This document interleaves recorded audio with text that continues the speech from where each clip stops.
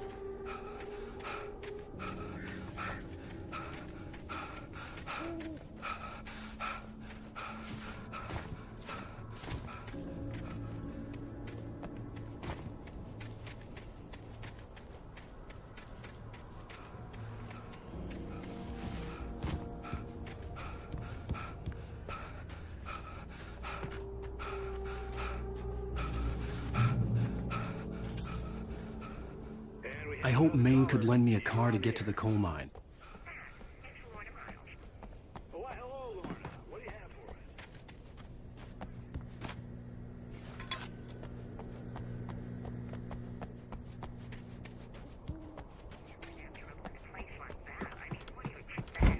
The sheriff should be helping us normal citizens instead of wasting resources on those people. Well... Let the trash sort themselves out. I'm sorry, but my granddaddy settled in Bright Falls in 1911. Well, thank you very much for that compassionate viewpoint, Lorna. Oh, here's a little surprise. The famous writer Alan Wake just walked in. Folks, I'm going to see if I can talk him into an interview. Come on in, Mr. Wake. Ah, I'm so glad you could find the time to do this, Mr. Wake.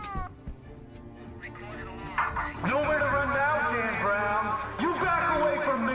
Don't hurt it.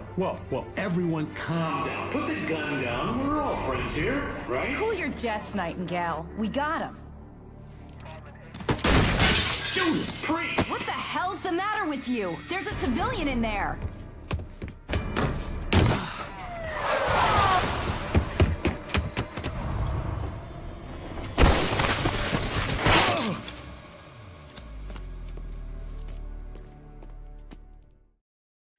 I'll get you yet, even if it kills me. You hear me? You hear me, H.P. Lovecraft? I had fallen off so many cliffs it was ridiculous. That's what you get for naming a book The Sudden Stop. It was probably good I hadn't had the chance to tell Maine where I was. Nightingale stared through the broken studio window into the dark woods. He turned around, started to walk out, but Maine grabbed his arm. "Young man, you almost shot me. You don't shoot off rounds at people like that. What's the matter with you?" I was going. I'd have to lose the cops and find my own way to the mine.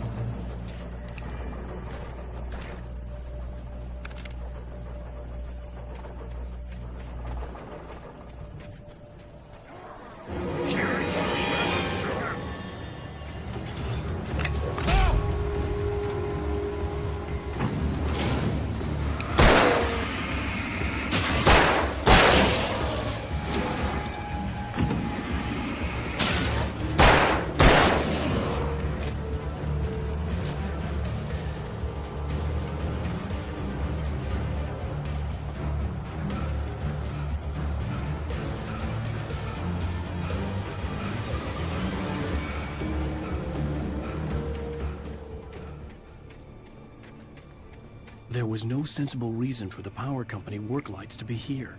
It was almost as if they'd been left for someone like me to use.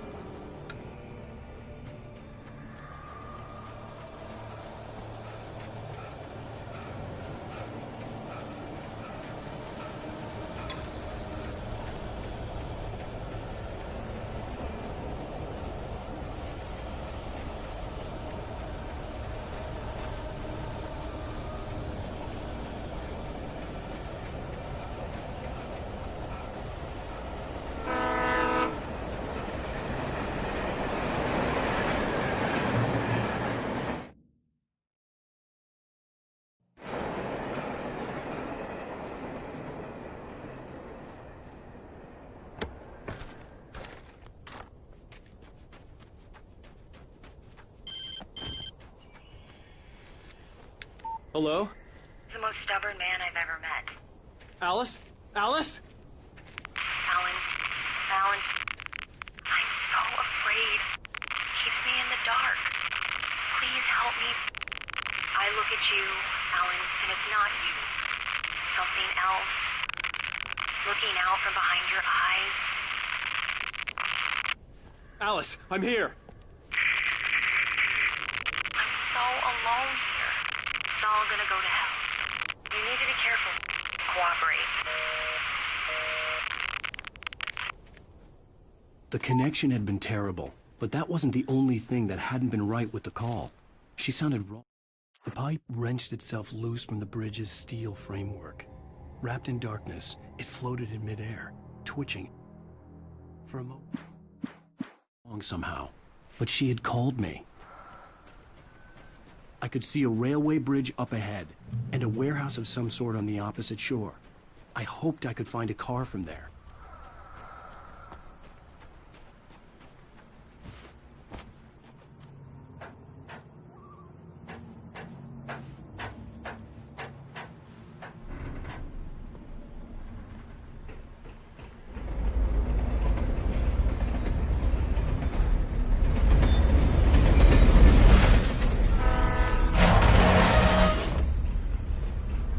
The darkness that was pursuing me was growing stronger, and it was taking over everything in its path.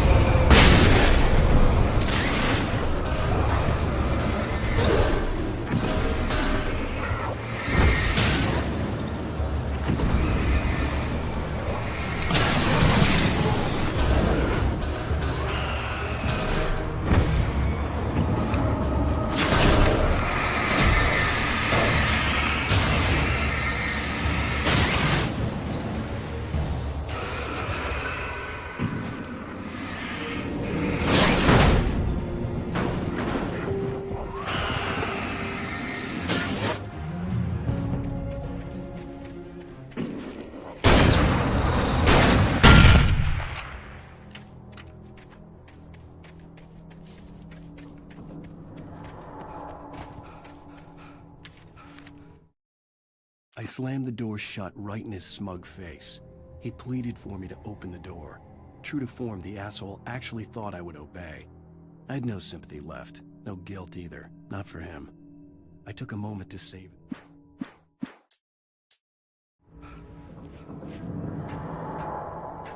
As a teenager, just starting to get interested in writing, Stephen King had been a source of inspiration to me.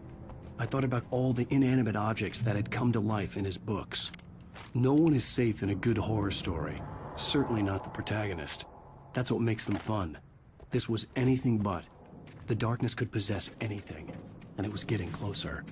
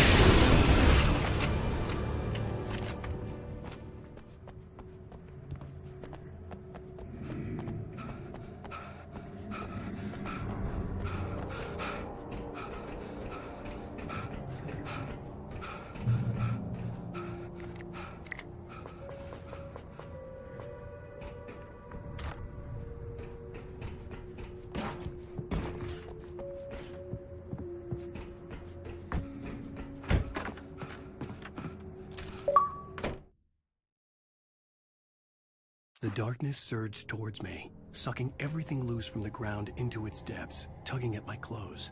I saw the flare the kidnapper had dropped and threw myself towards it just as I felt my feet leave the ground.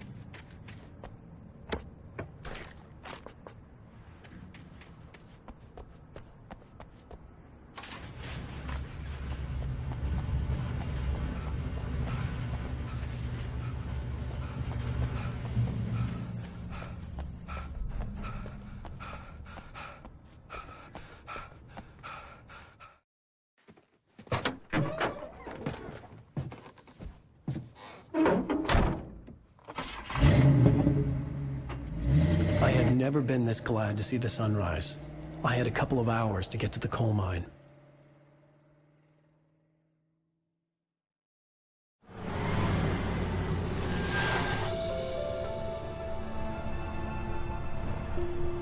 The coal mine wasn't far now.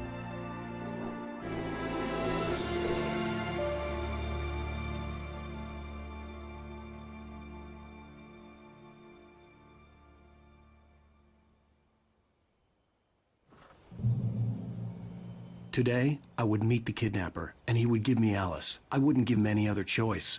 A drowning man will clutch at a straw.